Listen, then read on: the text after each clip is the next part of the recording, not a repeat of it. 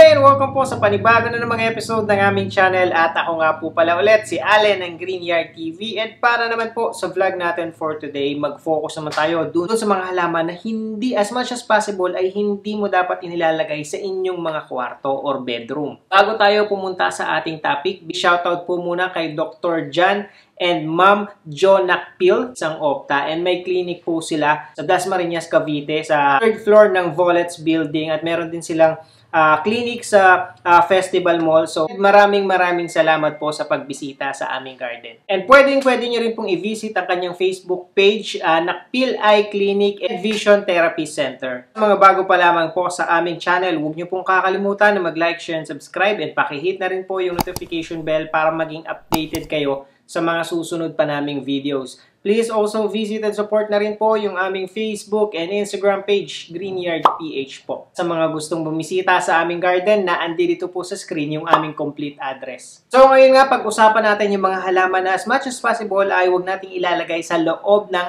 ating kwarto dahil rin sa mga reasons na to. So iisa-isahin natin yung halaman and then pagkatapos, i-discuss ko rin kung bakit natin hindi maaaring ilagay itong mga halaman na to sa loob ng ating kwarto. At unahin na natin sa ating listahan itong mga varieties ng Calathea. Pagdating dito sa Calathea kasi, unang-una sa lahat, ito ang isa sa pinakamaselan na halaman na maaari tayong magkaroon. And pagdating dito sa kaselanan, ito kasi ay yung mga high humidity loving plants. Mga dapat nating i-consider dito, unang-una, lalo na kapag ang kwarto nyo ay fully air-conditioned, so hindi talaga magta-thrive yung inyong mga Calathea. Imagine niyo na lang yung Calathea natin ay nandito na nga sa kunyari sabihin natin sa salas or wala na dun sa fully air-conditioned na spot or area. Pero hindi pa rin natin siya mapaganda. What more kung ilalagay natin sila sa mas malalamig na temperatura katulad ng ating kwarto. At yun nga, based on my experience na pinakamagandang paglagyan ng mga Calathea ay isama mo siya sa karamihan ng mga halaman na meron ka. Well, yun lang yung isang paraan para mapataas natin yung humidity level doon sa palibot ng halaman na to. Kahit sabihin natin kasing may humidifier tayo sa loob ng kwarto natin, di ba kung magbubukas tayo ng aircon, hindi rin kasi maganda yung pabago-bago ng temperature para dito sa mga Calathea. Hindi natin talaga mapapaganda yon. And sigurado din naman tayo na kung halimbawa maglalagay tayo ng halaman sa kwarto natin, limited lamang siya kung i-compare natin dun sa ibang areas ng bahay natin. Kasi syempre, hindi naman natin pwedeng punuin ng halaman yung kwarto natin. Since yun yung isang maganda para sa mga Calathea ay yung kasama siya ng karamihan ng mga halaman natin para mas mag-bloom sila or mag-blossom or mas gumanda at kumapal yung mga dahon ng inyong mga Calathea.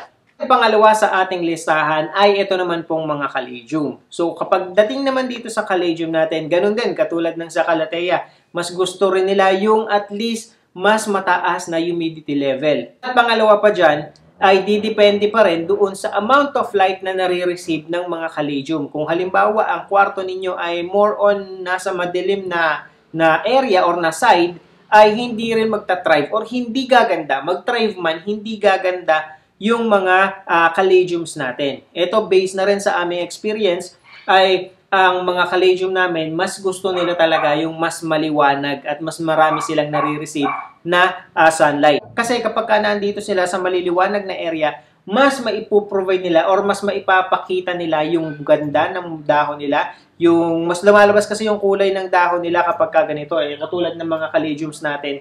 So nagpulahan at saka mas lumalaki yung mga dahon niya kapag yung enough yung amount of light na nare-receive niya. Ang pangalawang factor kasi dito, ito kasi marami itong maraming namamahay dito yung mga aphids. So, napakadelikado. Or kung halimbawa, syempre, sino ba naman ang may gusto na magkaroon ng maraming insekto, lalong-lalo na kung nasa loob pa ng kwarto mo. Yun yung isang tingin ko pinakamalaking downside kapag naglagay tayo ng Caladiums doon sa loob ng kwarto natin. Kapag ito ay pinuntahan ng mga aphids or ng mga insekto, iba't ibang peste, nagkukumpul-kumpul talaga sila dyan. Makikita nyo, yung amin nga nasa labas na. And yun, maaaring gumapang sila sa loob ng kwarto ninyo. Kaya yun yung dapat nating iwasan. Much better kung ilalagay natin sila sa ibang area na lang siguro ng bahay natin. Yun, siguro kung halimbawa sa living room, tapos mas maliwanag. Pero kami kasi hanggang terrace lang yung nararating ng mga Caladiums namin. Before, nung una kaming nagkaroon ng Caladium, ang ganda kasi niya talagang pang-display sa ano sa loob ng bahay. Kaya lang, yun nga, kahit ilagay mo siya sa living room, ano siya madali kasing masira at mabali yung mga dahon niya. Kaya, lalo na kung halimbawa may mga bata kayo sa inyong bahay, konting sagi lang, sigurado putol kagad yung dahon ng inyong mga Caladiums or yung isang buong tangkay. Hindi naman siya katulad ng ibang halaman na sturdy yung mga leaves niya at saka yung mga stem niya. Pangalawa, hindi din siya katulad ng ibang halaman na malagasan man ng isang dahon, hindi halata. Dito kasi, pagpalagay mo sa isang puno na Caladium, 4, 5 dahon is sobrang lush na nun or sobrang sobrang swerte mo na kung magkakaroon ka nun sa isang puno lamang. Isa pa kasi, kapag hindi talaga enough yung amount of light na nare-receive ng Caladium, para siyang tumatangkad tas ang liit ng dahon. So, nagiging leggy siya kasi inaabot niya or naghahanap siya ng mas maraming amount of light So, yun yung isang napansin namin. Unlike kung halimbawa, nasa maliwanag siya, mas malaki dahon, tas mas mababa. Mas maganda siyang tingnan kapag ganun. Susunod sa ating listahan ay ito namang mga ficus or itong mga rubber tree. So, dito sa rubber tree, so ito naman, pwede naman nating i-display siya sa mga kwarto natin. Pero ito, kung halimbawa, dapat natin i-consider itong bagay na to. Kaya naisama natin siya sa listahan na to. Marami yung mga buyers natin na talagang pagka bumili ng rubber tree, most especially kung halimbawa yung medyo maliliit pa, ay i-display nila sa kwarto nila, which is okay lang naman. Siguro ang isang lang to, kumbaga sa negative part or negative side ng halaman na to, nitong rubber tree, is because malalaki yung dahon niya. Kaya parang they tend to collect dust talaga dahil doon sa waxy leaves niya kasi, 'di ba? And yun yung isang ng mga ficus yung waxy leaves niya. So mabilis siyang makakollect ng mga dust. So hindi siya maganda.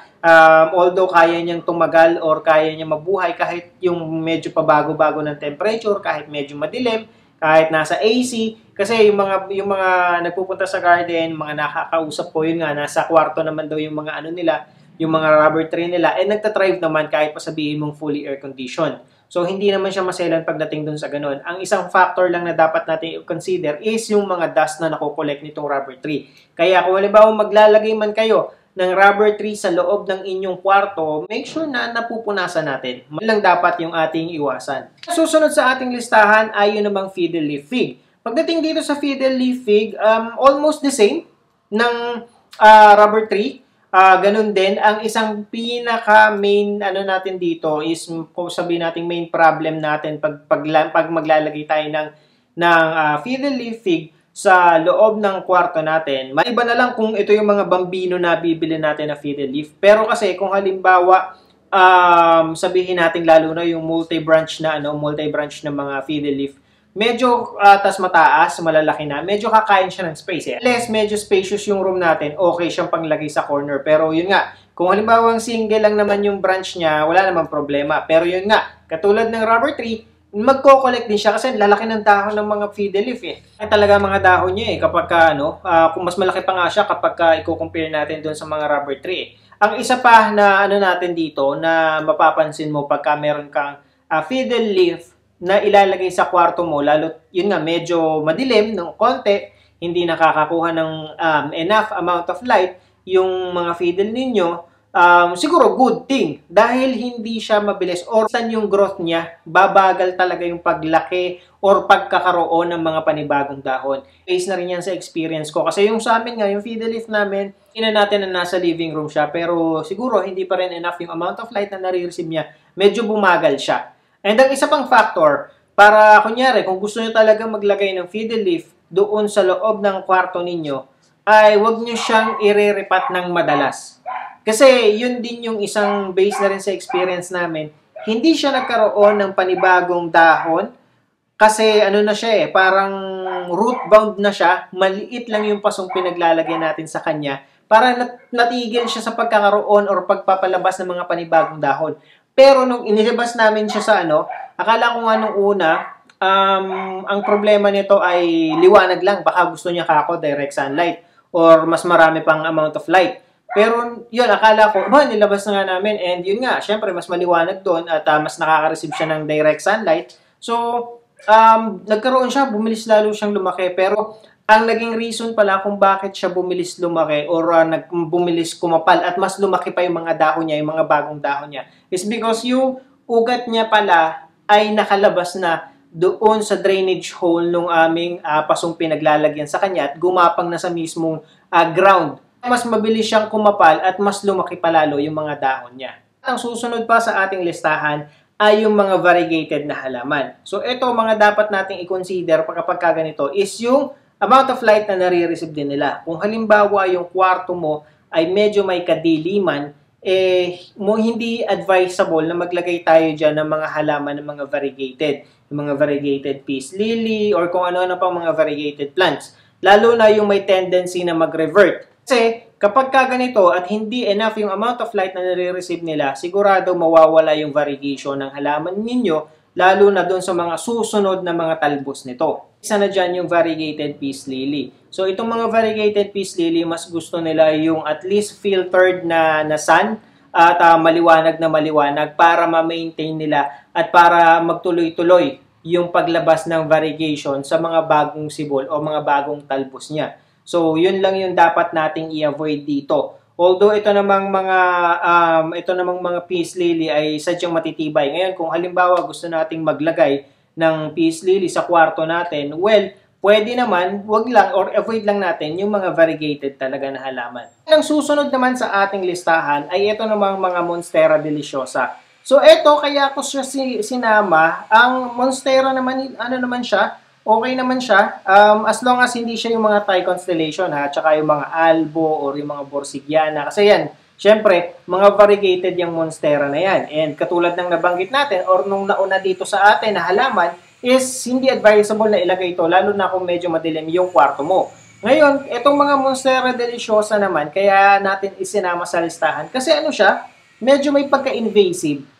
Unang-una, pagka lumaki or lumago na yung inyong mga Monstera, yung mga aerial roots niyan, hahanap yan ng kakapitan. Pag ang aerial root na yan ay gumapang or kumapit sa wall mo nang hindi mo napapansin, sigurado yun, masisira yung paint ng wall mo. Pangalawa kasi, ito kasi nagtetend siya na, lalo na kung halimbawa Monstera nyo, hindi nyo lalagyan ng pole, hindi nyo siya pagagapangin sa pole, lumalabas talaga siya sa pat .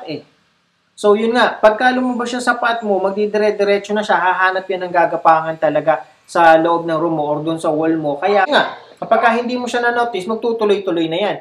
Ang mga Monstera deliciosa naman, lalo na kapag nagtatrive talaga yan, yung aerial roots niyan lumalaki at humahaba totally. Kaya yun yung parang dapat alerto tayo at dapat nating iwasan sa pag-aalaga ng Monstera deliciosa, lalo na kung ilalagay natin sa loob ng kwarto natin. Susunod naman sa ating listahan ay ito namang palmera. Pagdating dito sa palmera, ito kasi ang lakas makapagbigay ng tropical vibe dahil 'di ba parang jungle vibe kagad yung yung naipoprovide niya dahil na rin dun sa itsura ng halaman na to. Kaya marami yung mga like yung sa mga offices, yung sa mga entrada, or even sa mga malalaking bahay, talagang naglalagay sila ng mga palmera . Para sa akin, hindi siya advisable ilagay sa kwarto dahil katulad ng mga caladiums, mahilig siya tambayan or pamahayan ng mga spider mites. Yun yung isang magiging problema natin kapag naglagay tayo ng mga areca or ng mga palmera sa loob ng kwarto natin.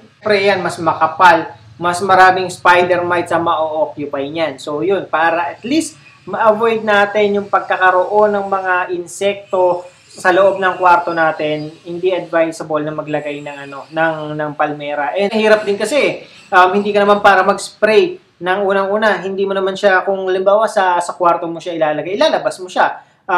Unang-una sa lahat, hindi ka makakapag-spray ng mga neem oil or ng kung ano mang pesticide ang meron dahil nasa loob siya ng kwarto mo, di ba? Ang neem oil pa naman is medyo may pagka strong yung yung odor niya. Pagka nag-spray ka niyan at kulob ang kwarto mo, siguradong kulob din yung amoy ng neem oil. Kaya yun, para iwas na lang sa mga insekto, sa mga spider mites na maaaring kumalat sa kwarto mo, wag na lang din tayo maglagay ng mga palmera. Susunod sa ating listahan ay ito namang mga sinante. So kung meron na kayo ito yung tinatawag na tricolor or triostar. So ang dami rin kasing tawag dito. Pagdating dito sa sinante, mas kailangan din niya talaga ng maliwanag na lugar. Kasi pagka hindi mo siya inilagay sa maliwanag na lugar, ay mawawala yung ganda ng kulay ng dahon niya. Hindi mo rin mapapalaki yung kanyang mga dahon. Para din kasi siyang kalateya. Mas gusto niyang nakasama siya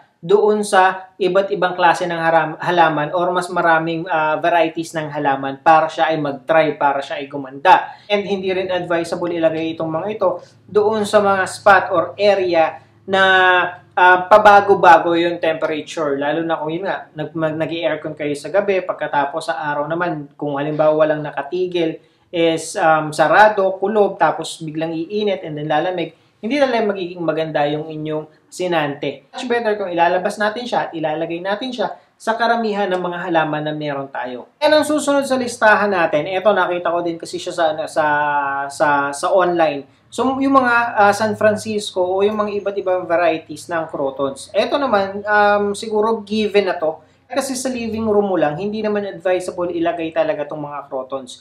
And alam naman natin na ang crotons ay talagang outdoor plant siya, kaya niyang i-tolerate yung full sun. Tatry talaga siya kapag ka naandun siya at nakakakuha siya ng direct sunlight. So, yun. Unang-una, isigurado enough yung amount of light na marireceive niya. Kapag sabihin mong nasa living room lamang siya, manonotice niyo naman siya dun sa kulay ng dahon niya.